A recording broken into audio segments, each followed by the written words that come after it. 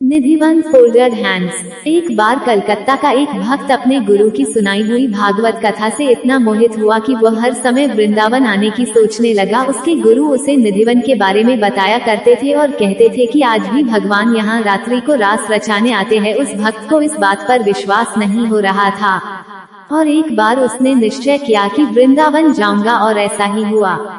श्री राधा रानी की कृपा हुई और आ गया वृंदावन। उसने जी भरकर बिहारी जी का राधा रानी का दर्शन किया, लेकिन अब भी उसे इस बात का यकीन नहीं था कि निधिवन में रात्रि को भगवान रास रचाते हैं।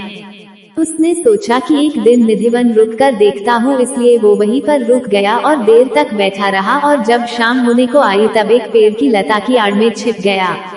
जब शाम के वक्त वहाँ के पुजारी निधिवन को खाली करवाने लगे तो उनकी नजर उस भक्त पर पड़ गई और उसे वहाँ से जाने को कहा। तब तो वो भक्त वहाँ से चला गया, लेकिन अगले दिन फिर से वहाँ जाकर छिप गया और फिर से शाम होते ही पुजारियों द्वारा निकाला गया और आखिर में उसने निधिवन में एक ऐसा कोना खोज निकाला जहाँ उसे कोई न ढूंढ सकता था और वो आंखें मूंदे सारी रात वही निधिवन में बैठा रहा। और अगले दिन जब सेविकाएं निधिवन में साफ सफाई करने आई तो पाया कि एक व्यक्ति बेसुध पड़ा हुआ है और उसके मुंह से झाग निकल रहा है।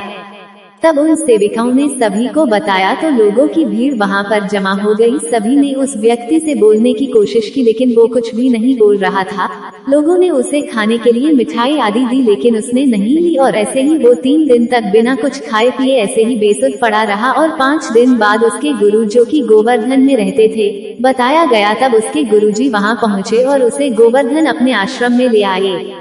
आश्रम में भी वो ऐसे ही रहा और एक दिन सुबह सुबह उस व्यक्ति ने अपने गुरुजी से लिखने के लिए कलम और कागज मांगा। गुरुजी ने ऐसा ही किया और उसे वो कलम और कागज देकर मानसी गंगा में स्नान करने चले गए। जब गुरुजी स्नान करके आश्रम में आए तो पाया कि उस भक्त ने दीवार के सहारे लगकर अपना शरीर त्याग दिया था और उस कागज पर कुछ लिखा हुआ था।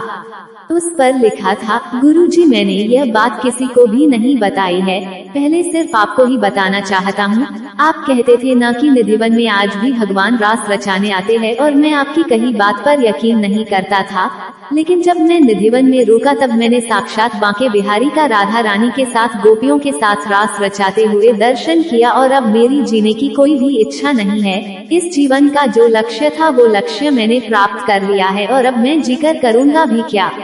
श्याम सुंदर की सुंदरता के आगे ये दुनिया वालों की सुंदरता कुछ भी नहीं है, इसलिए आपके श्री चरणों में मेरा अंतिम प्रणाम स्वीकार कीजिए।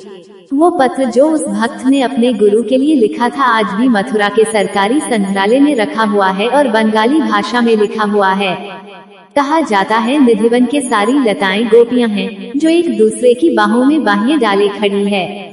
जब रात में निधिवन में राधा रानी जी बिहारी जी के साथ रास लीला करती है तो वहाँ की लताएं गोपियां बन जाती हैं और फिर रास लीला आरंभ होती है। इस रास लीला को कोई नहीं देख सकता। दिन भर में हजारों बंदर, पक्षी, जीव जंतु निधिवन में रहते हैं, पर जैसे ही शाम होती है सब जीव जंतु बंदर अपने आप निधिवन से बाहर चले जाते हैं। एक परिंदा भी फिर वहाँ पर नहीं रुकता, यहाँ तक कि जमीन के अंदर के जीव, चींटी आदि भी जमीन के अंदर चले जाते हैं। रास लीला को कोई नहीं देख सकता क्योंकि रास लीला इस लौकिक जगत की लीला नहीं है।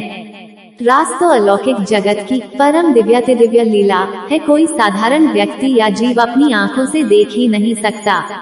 जो बड़े बड़े संत हैं उन्हें निधिवन से राधा रानी जी और गोपियों के नुपुर की ध्वनि सुनी है।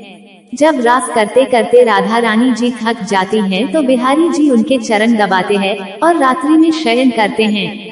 आज भी निधिवन में शयन कक्ष है जहां पुजारी जी जल का पात्र, पान, फूल और प्रसाद रखते हैं और जब सुबह पट खोलते हैं तो जल पीला मिलता है, पान चबाया हुआ मिलता है और फूल बिखरे हुए मिलते हैं। Folded hands Radhe, folded hands Radhe. Vrindavan Dham या बरसाना कोई घूमने फिरने या पिकनिक मनाने की जगह नहीं है, ये आपके इष्ट की जन्मभूमि, लीला भूमि व तपोभूमि है। सबसे खास बात ये प्रेम भूमि है। जब भी आओ इसको तपोभूमि समझकर मानसिक व शारीरिक तप किया करो। शरीर से सेवा व वाणी से राधा नाम गाया जाए, तभी धाम में आना सार्थक है।